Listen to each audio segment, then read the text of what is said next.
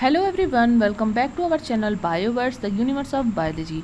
और आज हम डिस्कस करने वाले हैं सेल साइकिल के बारे में। ठीक है, तो सेल साइकिल को अगर हम शाब्दिक अर्थ देखें उसका या फिर लिटरल मीनिंग देखें तो यहाँ पर क्या हो रहा है, एक कोई सेल है जो किसी प्रकार के साइकिल को फॉलो कर रहा है। ठीक है, और साइकिल मतलब क्या होता है, जब किसी चीज़ का रेपिटेशन हो, मतलब सिमिलर पैटर्न्स का रिपीटिशन हो तो हम उसे क्या कहते हैं, साइकिल कहते हैं। ठीक है ना, मतलब उसका आप जो है एक स्टार्ट और एक एंड ना हो, वो एक मतलब वो लूप में वर्क करे तो उसे हम क्या कहते हैं, साइकिल।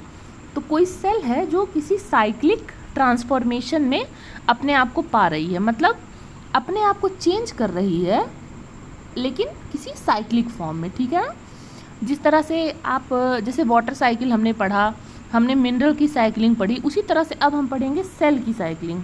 ठीक है, तो चलिए देखते हैं कि क्या क्या इसमें हमें देखना है। सबसे पहले आपको देखना है कि सेल साइकिल जो है उसकी ज़रूरत क्यों है। सेल साइकिल का जो रिज़ल्ट है वो क्या होता है, दो नए सेल फॉर्म होते हैं एक सिंगल पेरेंटल सेल से। ठीक है, जैसे हम यहाँ पर देख सकते हैं ये आपका सिंगल पेरेंटल सेल है।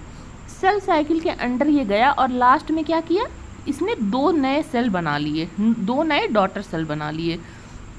तो जो पर्पस है सेल साइकिल का वो क्या है, डिवीज़न ऑफ सेल। ठीक है, ये है हमारा सेल साइकिल का पर्पस, जिसमें कि एक पेरेंटल सेल डिवाइड होकर दो डॉटर सेल में कन्वर्ट होता है। अब आप पूछेंगे कि इस डिवीज़न का क्या ज़रूरत है, तो डिवीज़न का ज़रूरत क्यों होता है, कोई भी चीज़ डिवाइड क्यों करती है, डिवाइड इसलिए करती है क्योंकि उसे या तो नंबर बढ़ाना रहेगा, ठीक है, अपना नंबर को इंक्रीज़ करने के लिए।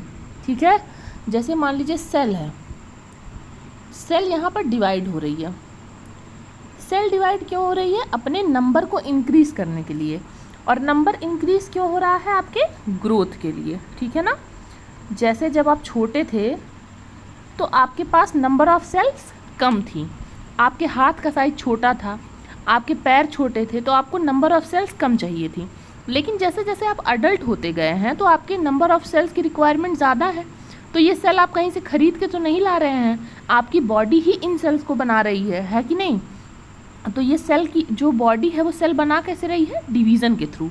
मतलब जैसे समझ लीजिए सेल हमारी करेंसी है। ठीक है ना, समझ लीजिए सेल करेंसी है, इसे हम मान लेते हैं वन रुपीज़। ठीक है, 1 रुपीज़ मान लेते हैं।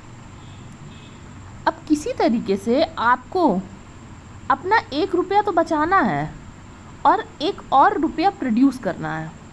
ठीक है, और फिर ये दोबारा यही काम होगा, तो आपके पास जो है पैसे का स्टॉक कभी ख़त्म नहीं होगा। इसी तरह से हमारी बॉडी में सेल का स्टॉक कभी ख़त्म नहीं होता है। अब सपोज़ करिए अगर ये सेल डिवीज़न रुक जाए या सेल साइकिल रुक जाए तो क्या आपके बॉडी में सेल रहेगा, नहीं रहेगा, इंस्टेंटली हम मर जाएंगे, क्योंकि हर एक सेकंड में हमारे सेल, हमारी बॉडी जो है वो हज़ारों सेल बनाती है और हज़ारों पुराने सेल को मारती है। तो यहाँ पर दो चीज़ें आती हैं, एक है आपका एपोप्टोसिस। ठीक है, एपोप्टोसिस क्या होता है, प्रोग्राम्ड सेल डेथ, जहाँ पर बॉडी अपने उन सेल्स को मार डालती है जिनका उन्हें अब कोई काम नहीं है। ठीक है, और दूसरा हो गया सेल डिवीज़न। तो हमारी जो बॉडी का बैलेंस है वो इन्हीं दोनों फेनामिना पे टिका हुआ है। बॉडी में अगर सेल जो है डिवाइड करती हैं तो कुछ सेल मरती भी हैं। समझ लीजिए जैसे आप खाना खाते हैं, ठीक है, तो आप एनर्जी स्टोर करते हैं तो एनर्जी खर्च भी करते हैं। अगर आप इन दोनों का बैलेंस बनाकर नहीं चलते हैं तो आपको प्रॉब्लम होती है। उसी तरीके से अगर एपोप्टोसिस का और सेल डिवीज़न का बैलेंस बना रहता है तो बॉडी फिट रहती है। ठीक है, तो ये हो गया कॉन्सेप्ट हमारा, सेल डिवीज़न क्यों ज़रूरी है या सेल साइकिल क्यों ज़रूरी है। अब धीरे धीरे समझेंगे सेल साइकिल के कंपोनेंट्स को और क्या क्या चीज़ें हमारी सेल साइकिल में हो रही हैं। अब जब हम बात कर रहे हैं साइकिल की तो हमें साइकिल में देखना पड़ेगा कि कौन कौन से फेज़ यहाँ पर अकर करते हैं।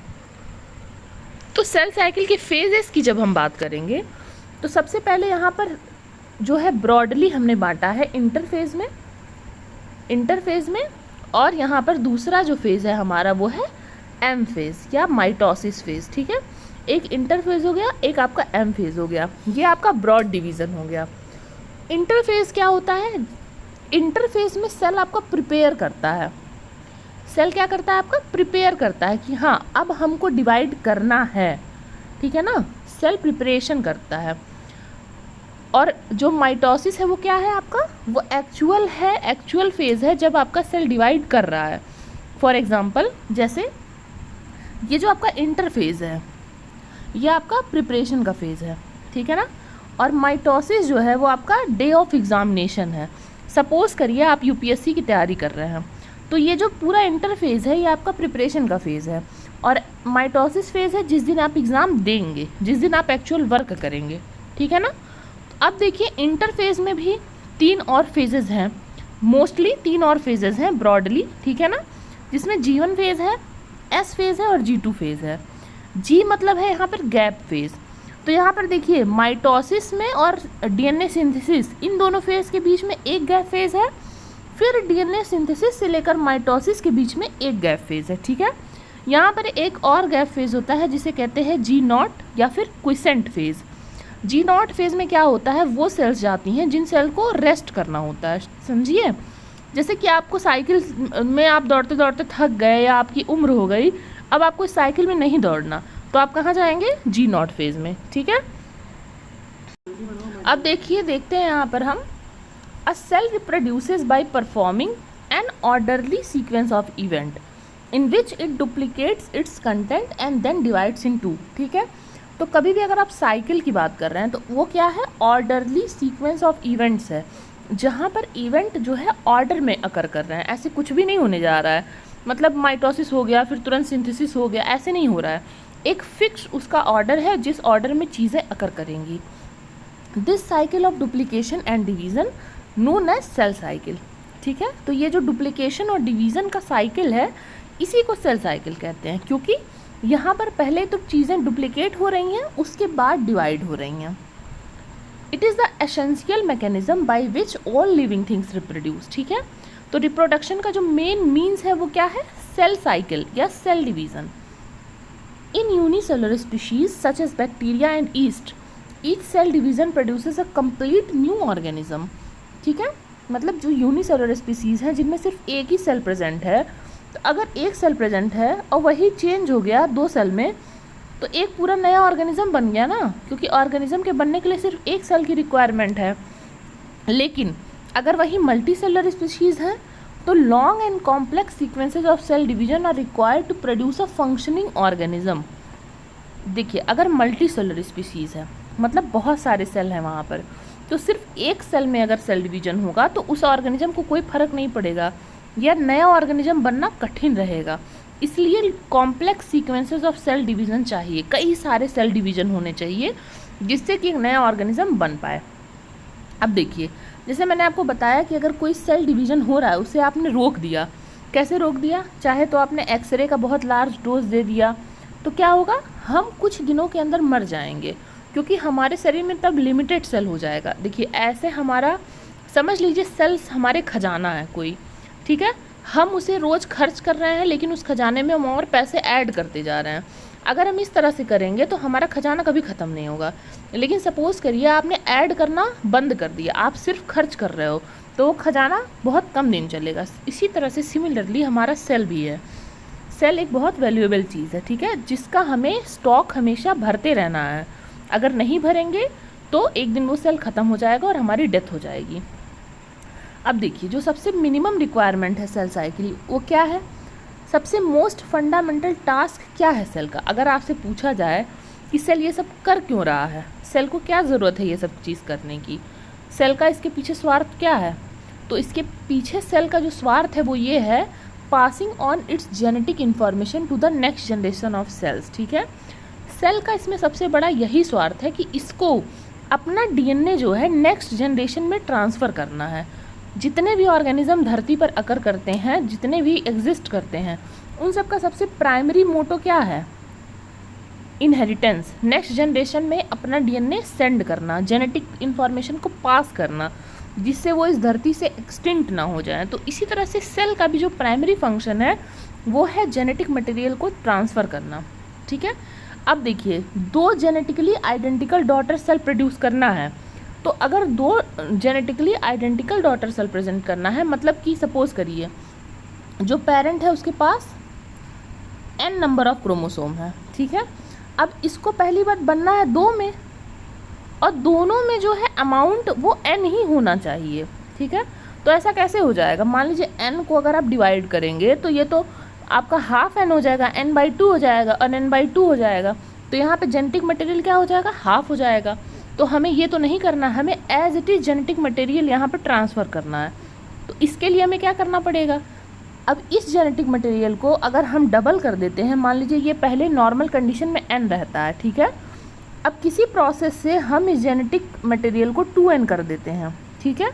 और 2n करने के बाद जब हम डिवाइड करेंगे तो यहाँ पर दोनों को n मिल जाएगा, और इस तरह से जो डॉटर रहेंगी वो पेरेंट के जेनेटिकली आइडेंटिकल रहेंगी, ठीक है। जैसे मान लीजिए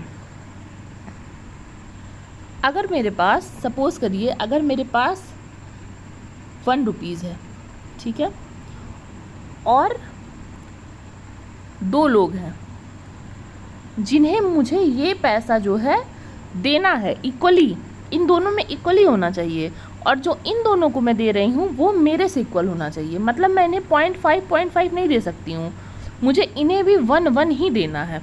तो ऐसा करने के लिए मुझे क्या करना पड़ेगा, मुझे किसी तरीके से अपने इस 1 रुपीज़ को डबल करना पड़ेगा, मतलब कि 2 रुपीज़ करना पड़ेगा। जब मैं 2 रुपीज़ करने के बाद इन्हें दूंगी तो ये 1 रुपीज़ इसके पास, 1 रुपीज़ इसके पास, और हम तीनों के पास 1 रुपीज़ हो जाएंगे।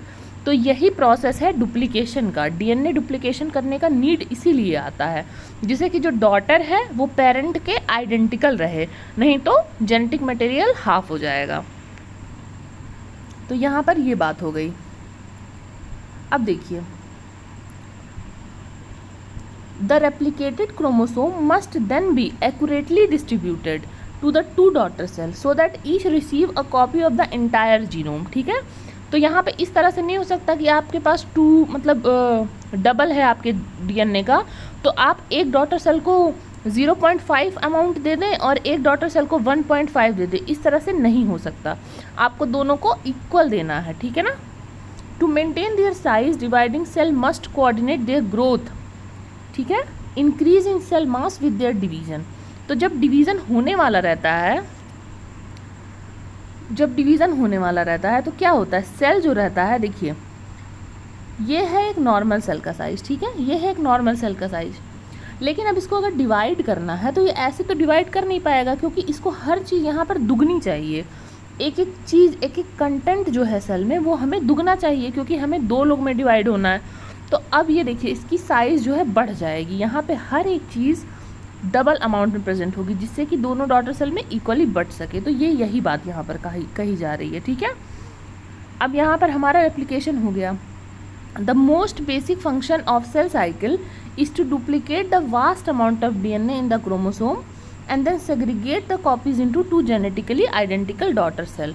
मतलब मिला जुलाकर हमें क्या करना है, हमें लेना है एक सेल, ठीक है, उसका डीएनए डबल करना है, उस डीएनए को हमें 2 सेल में बराबर बराबर बांट देना है, जिसमें से एक सेल फिर से इस साइकिल को कंटिन्यू कर देगा और एक सेल हमारा और किसी काम में लग जाएगा, ठीक है।